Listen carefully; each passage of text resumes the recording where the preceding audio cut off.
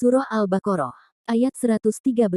Dan orang-orang Yahudi berkata, orang-orang Nasrani itu tidak mempunyai suatu pegangan, dan orang-orang Nasrani berkata, orang-orang Yahudi tidak mempunyai suatu pegangan. Padahal mereka sama-sama membaca Alkitab. Demikian pula orang-orang yang tidak mengetahui, mengatakan seperti ucapan mereka. Maka Allah akan memutuskan di antara mereka pada hari kiamat, tentang apa yang mereka berselisih padanya. Ayat ini berhubungan erat dengan ayat yang lalu, yang mengungkap ucapan orang Yahudi dan Nasrani bahwa, tidak ada yang masuk surga kecuali masing-masing mereka.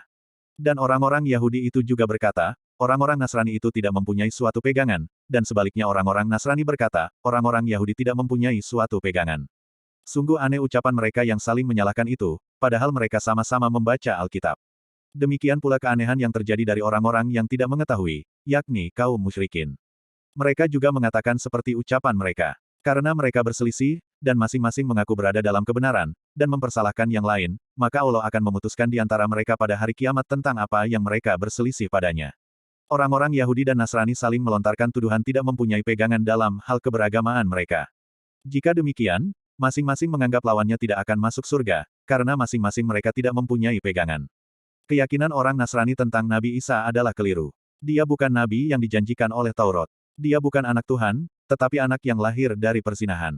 Demikian antara lain pandangan orang Yahudi terhadap Nasrani. Sebaliknya Nasrani berpandangan, bahwa orang-orang Yahudi telah sesat, tidak mengakui kenabian dan ketuhanan Yesus, tidak menerima jalan keselamatan yang dibawanya, sehingga mereka tidak wajar masuk ke surga.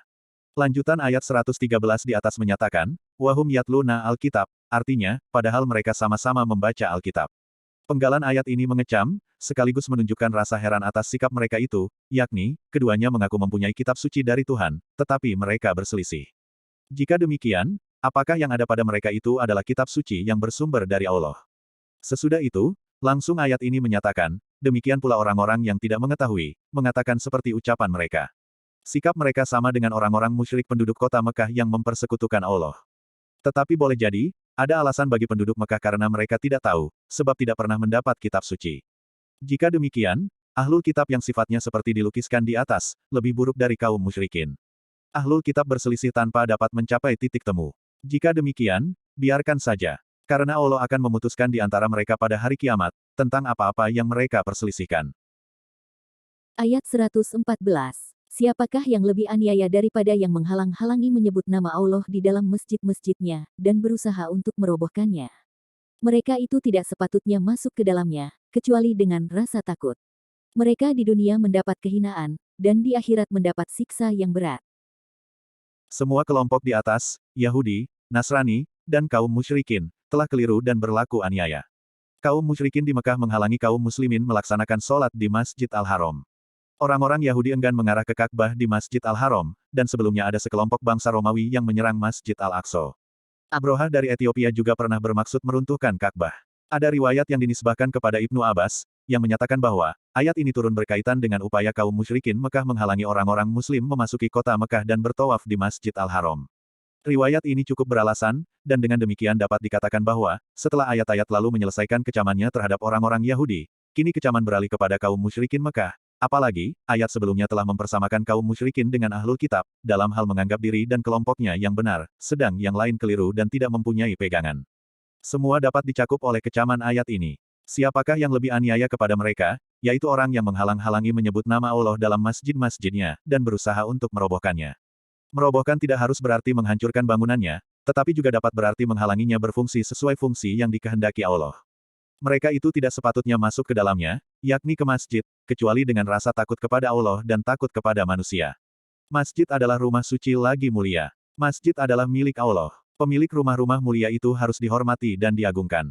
Itu tercermin dalam rasa takut merobohkannya atau menghalangi fungsinya. Mereka juga seharusnya takut kepada manusia, karena sebentar lagi orang-orang mukmin akan mendapat kekuatan, sehingga yang berperilaku amat aniaya itu, akan dapat ditindak dan dijatuhi sanksi sesuai dengan perbuatan aniaya mereka.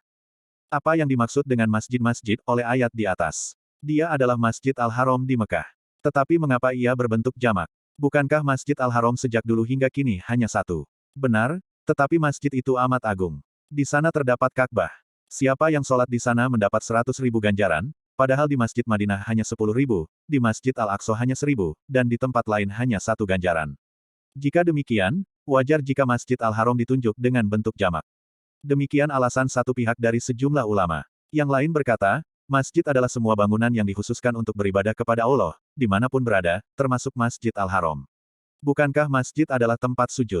Sedangkan Allah telah menjadikan bumi seluruhnya sebagai tempat sujud buat kaum muslimin, sebagaimana sabda Nabi Shallallahu Alaihi Wasallam, Allah menjadikan bumi buat aku dan umatku sebagai tempat sujud, dan sarana penyucian, yakni mensucikan diri dengan jalan bertayamum.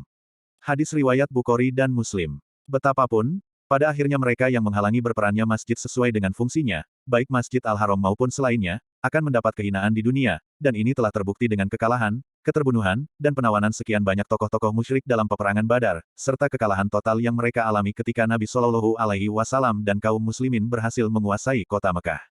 Dan di akhirat nanti, mereka mendapat siksa yang berat.